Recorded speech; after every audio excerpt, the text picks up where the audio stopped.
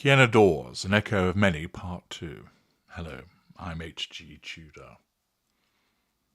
I've explained that many who are victims of the narcissist fail to realize that they are. And that's why my work is so important, to help people understand exactly what it is they're dealing with and what that means, so that they don't go down the route of misinformation and misunderstanding, but they receive the cold, hard truth of what it is they're actually dealing with, that they apply logic, that they are not kept within the misunderstandings and the emotional thinking which leads them to make mistakes and remain trapped. The recent conviction of Ryan Wellings has resulted in Kiena Dawes being mentioned many times across the news in the United Kingdom and quite possibly beyond. It prompted one journalist, a lady called Rosemary Behan, to share her story. In the thumbnail, the picture in the top left shows a young Rosemary Behan with her brother, mother and father. What I'm about to recount to you in relation to her story demonstrates once again the presence of a narcissist, and once again demonstrates how this narcissist was not seen, was not understood as to what he was, and thus enabled him to continue in his behaviours with the impact that it had upon numerous people. The article commences, "He uses my mental health against me. In arguments he would tell me no one would believe me as I'm crazy and I make it up. He is so clever and believable. I hit pause on the remote this week, watching a TV news report covering the evidence and final verdicts in the case of 23-year-old Kiena Dawes from Fleetwood in Lancashire, who killed herself after 2 years of sustained and gruesome domestic abuse, from which she feared that she and a baby daughter would never escape. In that moment," Rosemary Behan writes, "the anger, pain, confusion, and very words of my mother flooded back, and I found myself wondering how on earth, 25 years after her death, following decades of terrorizing abuse at the hands of my father, this sort of thing still goes on, and with such tragic outcomes." Well, the short answer as to why it still goes on is because much of it is perpetrated by narcissists which continue to be created, and that these individuals have this pathological need for control, which means that some of them engage in physical abuse, all engage in abuse of some shape or form in differing ways. Rosemary Behan writes, "My mother Sally died in 2000 at the age of 50 after a long struggle with depression that was mainly caused by my father's treatment of her. Kiena's poor daughter now has to go through the same feelings of me, including the guilt that her life was somehow at the expense of her mother's. She will never meet her mother again, while her father, the abuser Ryan Wellings, after whatever prison sentence he serves, will be out, alive and free. Since my mother died, it has taken decades to come to terms with and make sense of what happened to us. She was born in York in 1950, and came to London to do a degree in fine art at Camberwell College of Arts around 1970. It was a few years after that she met my father, Brian Behan, the Irish writer, and also ex-construction worker, Communist Party official, trade unionist and lecturer at what was then the London College of Printing, now the London College of Communication. He died in 2002. I still wish she had never met him. My mother had never been told who her own father was, and perhaps looked to my father, 24 years her senior, to fulfill this role. It's evident once again we have an individual that suffered some form of damage, the special traits that I've mentioned in Sitting Target, which made her susceptible to the overtures of a narcissist. Strong, charismatic, viciously intelligent and verbally convincing, he had an incredible record of life achievements. Part of a famous literary family, his brothers Brendan and Dominic were celebrated poets, novelists, playwrights and songwriters. He'd grown up in a Dublin slum, survived abuse by the Christian Brothers at an industrial school, emigrated to England in his 20s and fought for the rights of marginalised Irish workers. Quite clearly an individual himself that was forged in the foundry of the lack of control environment, and further examination would undoubtedly demonstrate how he became a narcissist. The writer explains it was difficult to win an argument with my father, such was his grasp of history, world events and human nature, use of his intelligence to insert control. But what his glowing obituaries would later fail to mention, and what the public did not realise, and which I should have probably spoken about sooner to more people, is that as well as being a monumentally impressive character, he was also a psychotic monster who ruined my mother's life and almost mine. Shortly after the relationship began and I was born, my father fell into a pattern of exploiting my mother's innocence, weaknesses and vulnerability, lack of emotional empathy, utilisation and exploitation of vulnerability. A very talented artist, she claimed he didn't want her working as he didn't want her to meet anyone else, isolation, making control easier, and they would argue about it. She had no bank account, financial control, and our home in Whitechapel, East London was squalid and isolated. On the outside, our family looked cool, trendy clothes, vegetarian, trenchantly left-wing, with Greenpeace stickers in the window, bookshelves piled high and art on the walls, no car and bicycles all around. A facade of being liberally minded, of being open-minded. Yet my father seemed to revel in hardness, and it seemed he almost wanted us to experience life in the manner of the Dickens books that were in our library. During the day, while he was at work, life seemed mostly okay in the early years, but in the evenings, alcohol and fists flowed, lack of accountability, physical abuse. I sensed that both my parents tried to hide the outbursts from me, which of course would have been done for different reasons. For the father, as a nullification of threat to control, as the mother, born out of caring for the daughter. But my mother's hands always shook. At night I would listen out like a guard at their bedroom door and ritually pray to a God I didn't even believe in for everything just to be okay. Although months might seemingly pass without a big blow-up, a days-long nightmare of trembling nerves could be precipitated at any moment. I can't remember the exact age at which I noticed the abuse, but my mother suffered unexplained injuries, one of which involved a headfirst fall down the stairs into a pane of glass when I was quite young. She appeared to be quite concussed, but apparently refused to go to hospital. I also remember him following her around the house, verbally berating her in an extreme bullying tone about the type of juice she'd given to my baby brother and blaming her relentlessly for rotting his teeth. Triangulation, blame-shifting, finding fault, verbal abuse, bullying.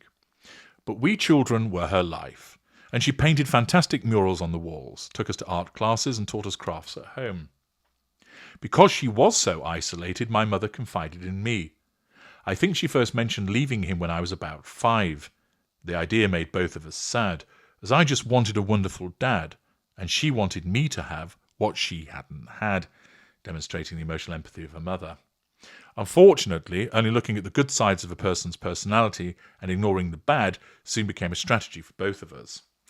A method of coping, but of course they fail to recognise that he doesn't really have a good side to his personality. It's just a veneer or a facade. From a young age, I remember being struck by the hypocrisy is often found, of course, with narcissists, of a man who preached freedom worldwide but did not extend it to his own household. Facade management, different behaviour behind closed doors. Me and my grandmother, who lived with us but kept herself very much to herself and had her own reasons for not intervening, called the police on a few occasions, but I was never called on to articulate what was going on. Refuges were mentioned, but their availability seemed in question, and leaving never seemed viable for my mother, as the lies had grown too thick, or our lives would have been upended, and she had no money or job. My mother grew increasingly bitter. One day I was distressed to find a pile of family photographs that she'd burnt and cut my father out of. Another time, in front of my brother and me, my mother repeatedly smashed her head against a wooden door to the point where I thought she was dead. She began to think people were spying on her through the television, paranoia as a consequence of the abuse. To family friends, my father would claim sympathy for her condition, facade management, but at home he ritually undermined her, belittlement, and accused her of having a persecution complex, false accusation. Then one day, when I was about 10 and my brother 6, she took us out of school and all the way to Heathrow Airport in a black cab. Tragically, she'd saved the money for weeks to pay the fare and said she wanted to take us to America. The authorities were called when we were found to have no plane tickets, and my mother was committed to St Clement's Mental Hospital in London, where doctors hinted at but declined to do anything about the real source of her distress. Missing us, she climbed over a wall and escaped before being brought back, where she was placed on a mixed ward and was apparently assaulted by a male patient. Before being allowed out, she was made to agree that she was mentally ill and commit to taking prescription medication, which only made her more vulnerable. Shortly after this, we moved to Brighton, where my parents got married. Perhaps my mother thought this would result in more financial security for myself and my brother. Even now, I find it disturbing to look at the photo of all of us taken on their wedding day, because the abuse carried on and even got worse, as my father had taken early retirement, was a frustrated writer, and could now use the open threat, "I'll have you back in St Clement's," to enhance his campaign. He also seemed to get bolder, threatening her in front of us with losing each other and with homelessness, which terrified me. All I wanted was to reach 18 and get out of there. I was 13 when I came downstairs after hearing the familiar bangs that followed a sustained barrage of verbal abuse that vibrated through the house like the menacing recorded preamble to some terrible play. In a blindingly fast whirl of violence, my father chased, punched, and shoved my mother around the kitchen, an ugly, demon-like figure spewing insults, verbal and physical abuse done to assert control, absence of emotional empathy. He then disappeared upstairs. My mother held onto the door as I went to hug her. "I'm tired of pretending," she sobbed. "I was going to take you years ago and leave. I thought of going to the newspapers. They wouldn't believe me. He's a monster." It seemed that the longer life went on, the weaker my mother became, to the point where getting away was impossible. She had no other life. I was a teenager when I first accompanied my mother to a police station in Brighton and made her do an interview, and the police then hopefully posted her a leaflet on domestic violence to our address, an envelope that my father opened. I didn't give up hope of her getting away, as it was clear that even as I left home to go to university, and my father seemed to be mellowing, the abuse had not stopped. The last time I took her to the police was in London in the late 1990s, not long before her death. My parents had suddenly come to stay with me and my grandmother as I was training to be a journalist, when I heard bangs in the middle of the night and came down in the morning to find her in a cigarette smoke-filled room, distressed, her face and whole upper body covered in bruises. Off to Limehouse Police Station we went, but yet again it came to nothing. My life had been needlessly sabotaged. After my mother died, I had my own struggles in terms of the relationship template I was given, often being attracted to the wrong type of men. Clearly, this individual's been imprinted as a consequence of the abuse that she witnessed. I don't think anger will ever dissipate, but I have found some positives. I am determined not to be held back by anything. I assess situations much faster than most others, and can immediately get to grips with bottom-line dynamics. I have no tolerance for bullshit and consider most people's life complaints to be petty beyond belief. Travelling the globe, I have an appreciation of the world and have felt safer almost anywhere than in my own home. I have made sure that I am financially secure and own property so that I will never be in my mother's position. Recently, I traced the identity of my mother's father. He was an officer in the Royal Navy during the Second World War, and I cannot help but wonder how at least being aware of what should have benefited her. It is remarkable that even though he's dead, simply knowing who my grandfather was has given me added strength to speak up, to say publicly what had happened was not acceptable, and to have a male family role model of whom I can be genuinely proud. Since the Dawes case, it has emerged that 3 Lancashire police officers are facing misconduct hearings in relation to its handling. Domestic violence is difficult to police because it's so hidden, gradual and hard to prove. Participants are often caught in cycles of abuse, and that are generally the fault of individuals and families and not the state. Yet it is such a corrosive danger to our society that where perpetrators are identifiable and victims do seek help, enhanced strategies should be employed, even if victims decline to press charges. That is the story, which of course is replete with the various behaviours of a narcissist that was abusing his wife. You'll recognise many of the manipulations and dynamics that I've spoken about in my various videos. This also prompted this journalist to provide this recollection as a consequence of the experience of Kiena Dawes.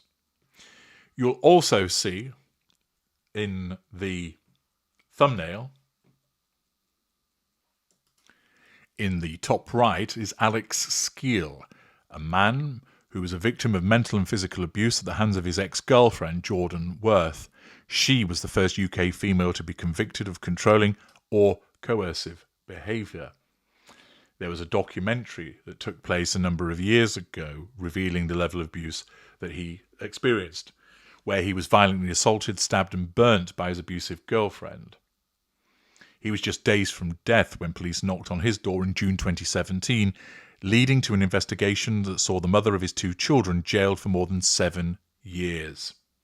She was his former childhood sweetheart and then became the perpetrator of domestic violence. Alex, in the BBC 3 documentary, revealed how he went from a carefree teenager to being hit, stabbed and burnt on a regular basis. He explained when he first met her that she was very caring, confident and loving. Clearly, the veneer that hides what's truly going on, and also the manner of showing this in order to ensnare a victim. His friends described her as delightful, and he was smitten, but his mother said it wasn't long before her behaviour started to change. The longer they were together, the mind games started to happen. She would say, "I don't really like the colour grey. I don't think you should wear the colour grey. I don't like your hair being like that. You should have your hair like this. I don't like the shoes you're wearing." He said he never took it as a negative, clearly not realising what she was doing. There was the time that his family treated her to a night at the theatre in London only for her to disappear from the hotel in the middle of the night, sparking a frantic search, before reappearing in the hotel lobby an hour later just laughing. She ruined Alex's 18th birthday party by screaming abuse at a female family friend who she'd grown envious of. But Alex brushed off her erratic behaviour and his family and friends' growing concerns, basically saying, "I was a bit clouded by what happened because at the time I loved her." He tried to break things off, but she came back with a bombshell revelation that she was pregnant, use of pregnancy to ensnare, and returned to his life a year later with a baby boy who was born in May 2014. Alex hoped that she'd changed, but of course she had not. As you know, the narcissist never does. Alex's best friend said she just got back into his head to the point where he couldn't do anything to stop it. He was then forced to choose between her and his family. How many of you are familiar with that? Which resulted in them moving into their own home in July 2016. Alex didn't speak to his parents for 2 years, even when he welcomed his second child. She forced him to change his phone number and threw away his PlayStation console to cut him off further from his loved ones. She even set up a fake Facebook account where she would send abusive messages to Alex's friends in a bid to isolate him further. She would blame it all on Alex, saying that he was the one that made it very clear that he didn't want to see his family. He said that he hated his family. He doesn't want to talk to his family. He wants nothing to do with his family. She took his wallet away, forcing him to quit the job he loved and instead accompany her to university every day. Alex explained that she would attack him every day and she made him swallow an entire packet of sleeping pills.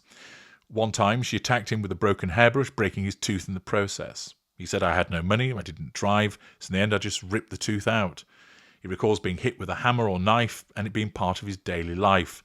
I'd be asleep and she'd smack me in the head and I'd look in the mirror and I'd just be bleeding. I wasn't eating properly. She didn't let me. She made me sleep on the floor instead of the bed.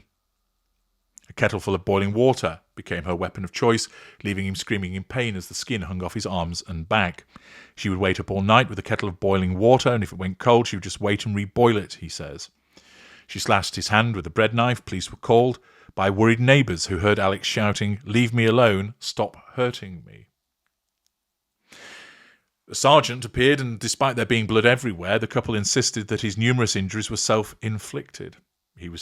Alex was taken by officers to hospital to fix his badly burnt arm, but Jordan came in and walked him out of the hospital despite the attempts of the surgeon, who could sense something was wrong to make him stay. A few days later, when the sergeant got a call from the couple's address, he seized the opportunity to take action. As soon as I saw him in the light of day, the state of him in terms of countless injuries all over his body, the fact he had these horrible dirty clothes on, he was pale and thin, I thought he was being abused. She seemed very slight, well-spoken, very polite, to all intents and purposes a very nice lady. Facade management. Despite his protest, Sergeant Finn was able to persuade Alex to reveal what was really going on and finally arrest Jordan on suspicion of assault and grievous bodily harm. When they finally got Alex to hospital, doctors said he was just 10 days from death in his physical state, by which point his burns become infected. He was then reunited with his children, and she was charged with 17 counts, including GBH and controlling coercive behaviour. She was given 2 7-year sentences for wounding with intent and GBH in April 2018. She was also handed a consecutive sentence of 6 months for controlling of coercive behaviour, becoming the first female in the UK to be convicted of this charge. Again, the circumstances of this individual demonstrate that he didn't know what he was actually truly dealing with. An abusive narcissist that had to control each and everything that he did, isolating him from everything around him as he became the shell of himself. The gentleman in the bottom left of the thumbnail is David Edwards. He was killed by his new wife when he lost his job.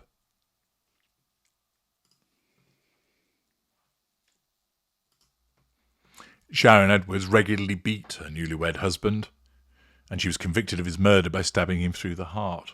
She denied killing Solicitor David Edwards at their home in Chorley, Lancashire in August 2015. He was found dead in bed with a chest wound 2 months after the pair married in Las Vegas. She was jailed for life and would serve at least 20, and was told she'd serve at least 20 years. The judge explained the attack was the culmination of long-term bullying. She was domineering. She'd given her husband a black eye before their wedding day. She claimed he'd hit himself in the face with a bedside phone in their Vegas hotel. Jurors heard she quite liked the idea of being a solicitor's wife and was furious when Mr. Edwards was told he was losing his job, and that loss of status is a threat to her control. In a recording, Mr. Edwards had said, "Honey, you said to me, I'd like to think that I could punch you and knock you out with a single punch. Yeah? I've told you, you do punch rather hard, don't you?" He was also heard to say, "We're going to have to refine the excuse for my eye. You know the garage door that we made up? That doesn't wash." He was under the thumb and was plainly besotted after meeting his wife-to-be in June 2014. Deborah Livesley, a former long-term partner of Mr. Edwards, told the court, he said, "My life is hell with her. I'm living in hell. She said, you need to get out of the relationship, kick her out or leave. He said, trust me, I can't." Another individual that was subjected to sustained and repeated domestic violence, who, again, didn't know what he was actually dealing with. The fourth individual that you can see is Chelsea Hamilton. She was attacked with a knife and crossbow during incidents across 3 years. Her ex-partner was sentenced in 2023 to 6.5 years imprisonment for various offences. She explained that she was subjected to coercive control. A series of attacks saw her punched, kicked and headbutted and choked unconscious. The man involved was training to be a professional mixed martial arts fighter. The abuse during the 3-year relationship started small and got increasingly more violent as it went on. She didn't know that when she met this man, he had a criminal history. He also abused her emotionally. He would ignore me, silent treatments, get nasty and chip away at my appearance, belittlement, bring up things that happened to me in the past, bringing up the past, saying that I deserved them, she said. I felt worthless. He is what I deserve, because I didn't deserve any better. She explained that after being threatened, use of threat, she was too scared to go to sleep. She tried to leave the next day, and within minutes of her walking away, he started to beat her, preventative Hoover, through violence. He headbutted me, kicked me, and I heard my ribs break. She went into another room, closed the door, and sat on the floor, and a crossbow arrow came through the door, which would have hit her had she not been sitting. She said, I did then try to leave, but before I did, he put me in a rear naked chokehold and dragged me to the ground. The more I screamed, the angrier he got, and he whispered in my ear, I'm going to kill you, as I started to pass out. Once again, it's demonstrative of the behaviour repeated of a narcissist individual. And yet again, in all of these instances which echo what has happened to Kiena Dawes, the appearance of a narcissist and what that actually means is never mentioned. This demonstrates the importance, once again, of the sharing of my work and its dissemination across a variety of platforms so that people understand what they're dealing with. I'm H.G. Tudor. Thank you for listening.